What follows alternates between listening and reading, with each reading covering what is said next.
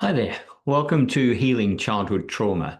Now, this time I'm going to talk about one of the areas that many of us may relate to, and that's the father wound. It also, of course, there is the mother wound, but we'll focus on the father wound today. So, what do I mean by the father wound? Well, a good parent role model is obviously essential, whether it be father or mother. It's something that we need when we start our lives. But for most of us, the trauma that follows us throughout our life, and in particular impacting our relationships, is because we had an either absent or unloving parent. And especially if it was a father figure. We need positive male figures in our life as kids. They guide our emotional development and how to navigate life. Without that, we'll end up struggling to form a sense of our own identity. Now, with an absent father, of course, even one that is still within the home, we grow up feeling like we're abandoned or unworthy. We strive to get their attention. We do everything we can. And in fact, many times we will do things that we know we're going to be punished for, but we do them because we simply want to have that attention.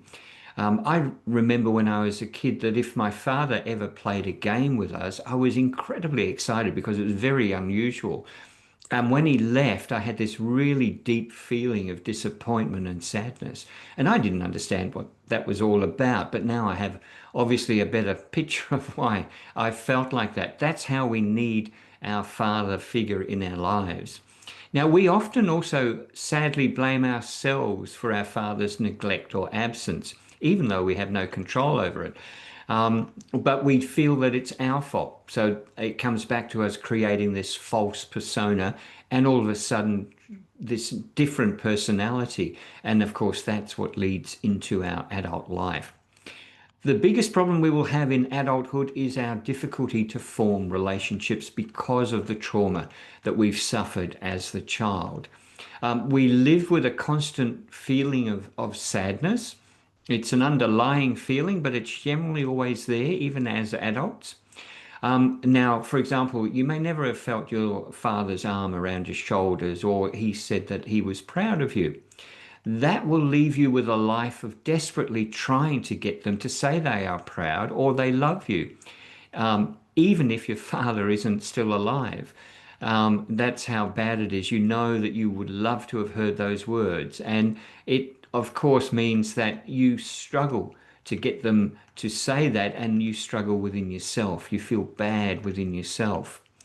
Now, I didn't manage to talk to my father before he passed away. I didn't tell him how I felt about his lack of love or care, or that if he did feel it, he didn't show it. I regret not being able to say those words. I had an opportunity to, but it never occurred to me because I didn't understand the trauma then. If your father is alive and you feel like that, try to make the effort to speak to them about it, even if it's in a letter that you send to them, or if you call them on the phone, whatever it might be, try and have that discussion. The reaction, of course, to having an absent father is different for all of us. And of course, we also struggle to discuss the fact that our lack of love from our father or mother, because we feel that we're weak. We feel that we should be able to just get on with our life and that shouldn't have an expectations. That's what society expects us to do. Put these emotional feelings beyond and have our adult life as we should because we're past our parents. But these traumas don't go away. They sit with us and they sit with us for a long time. The other thing that's interesting is the father wound will make you leave you with a feeling that the world is dangerous. Now, as a child, you may not understand that, but you just react to it. As an adult, though, we might be in a position where we don't see danger, but our inner child feels like we are in danger and they can react badly because of that. And it ends up giving us a sense of distrust of everyone. Now, that may be in different levels of distrust, like with your work colleagues, it may not be too obvious, but in other areas, including with your partner, it may be very, very obvious. We end up being on our guard and always wanting to be in control, which is another problem you will face. And if any of these things resonate with you, then it would be important for you to find some help, some professional help, to get over some of the father issues that will be impacting you, even though you may not think that they are related directly to your father. Of course, this means that our relationships, love, friends, work colleagues, can be filled with problems for us. We can struggle developing what's known as a healthy attachment style, and we may be more vulnerable to emotional changes in our relationships. So every little thing affects us. And we can also become involved in unhealthy relationships because we understand them better, because we feel more comfortable in them. So therefore, we sometimes hang on to those more than we would a healthy relationship, which scares the heck out of us because we don't know how to deal with it. We develop, or many of us can develop, what is known as an avoidant attachment style. Now, what that means is that we struggle to form close connections with others, and we may even sort of distance ourselves emotionally as a defense mechanism. So, even within a loving relationship, you may love the person you're with, but you're always keeping them at bay. You're never completely letting them in, and they know that. They will sense that.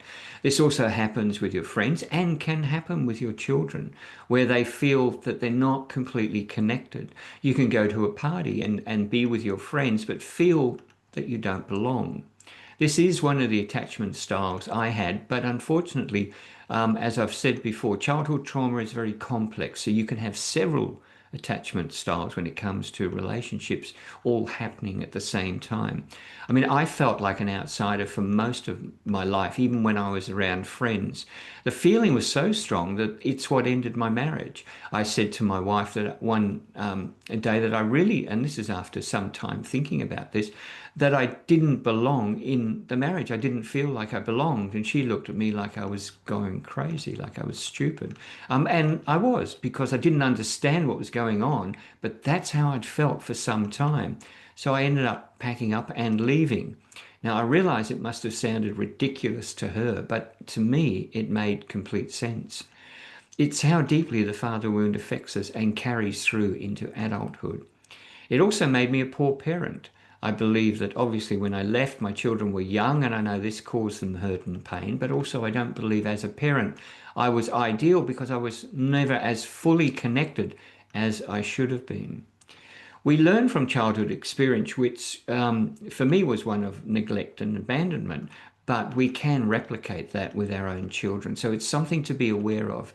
And another reason why you need to address the father wound if you can. Now, we also can develop the other attachment style is anxious attachment style, where we crave closeness and connection and demand it to the point that it drives somebody away. They go crazy because we just won't leave them alone, or we're always checking up on them, which is another problem. We fear abandonment and rejection when we feel like this anxious attachment style, and that's what causes us to act the way we do. We also can face trust issues because we haven't had any trust as a kid. Therefore, it's difficult to trust anyone on any really deep level. When you haven't been given that emotional grounding, then you can't do it. I mean, I'm still moved to sadness when I see a fatherly figure on television or in a movie hugging their son because I missed out on that. I never had and never ever felt that. And these needs of emotional connection with our fathers and mothers don't just simply disappear if we haven't had them. Now, healing takes time and patience with all of childhood wounds. So let's explore one way to begin the healing process. First, acknowledge the impact of an absent father on your life. Understand that that is what happened. You need to recognize it also, not just, oh, well, he wasn't there, but that it was actually neglect, abandonment, and abuse. Now, whether your father knew or understood what they were doing is another issue. They may not have, and they may have felt the same sort of problems when they were growing up. They may have been neglected or abandoned, but it is neglect, abandonment, and it is abuse. Now, it's also important to not lay blame, which can be difficult. And as I said, maybe your father or your mother suffered in similar ways to the ways that you are now suffering. Remember, healing is really for you. It's not for anyone else. So you have to be responsible for that. And of course, remember that we're not our fathers. What happened to us was not our fault. and therefore we don't have to hang on to it for the remainder of our lives. So for this healing exercise, well, it's a fairly simple one. I want you to find a quiet spot to sit, and then I want you to write a letter to your father, and then one to your mother. Write exactly how you feel about what they did, what you missed out on, what you would have liked them to do, and what you needed and never received. Now, it can be as long as you like or as brief as you like, but the important thing is that you're completely honest and open. No one else has to see these letters. Once you've read them, you can dispose of them. You can tear them up and throw them away. It's really for you to exercise some of the fears, some of the feelings, and some of the sadness that's inside you.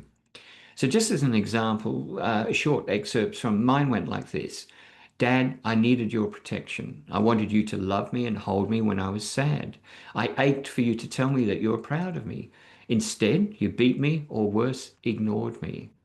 I only wanted to know that you cared and were happy, and that I was in your life and you wanted me there, but you never showed me that. To my mum, I wrote, you stood by and watched the beatings. You fought with him for your voice, but never for mine. Why not? So it can be much longer, it can be shorter, but it's got to be from your emotional space, deep inside what you really feel. So sit down and think about how you feel about the loss of your father, and the loss of love and the loss of connection with your father. It's also important when you undertake any of these exercises, it's essential to take care of yourself. So if any of this triggers any trauma, brings up any anxiety, makes you feel uncomfortable, then stop and don't do it. When you're ready, you'll be able to do it. And it's only when you're ready can you do these things. I do recommend that you, if you feel that way, go and talk to a professional, seek some professional help in childhood trauma, talk about what's happening to you. And believe you me, you will find it a world of difference once you start to express what's going on and you work with somebody to heal. I also recommend, as always, that you do things that are fun and enjoyable, whether it be painting, pottery, singing, playing a musical instrument, time in nature, time on the beach, whatever it might be, playing a sport. I tried golf. I'm not going to recommend that. That was just about as frustrating as anything else. But you should do something that really just makes you feel good, makes you feel happy. If it's just playing with the kids in the park, then maybe you're a great dad already and you haven't carried over any trauma, but you might be hiding some of that. So it's still worthwhile having a conversation with a specialist.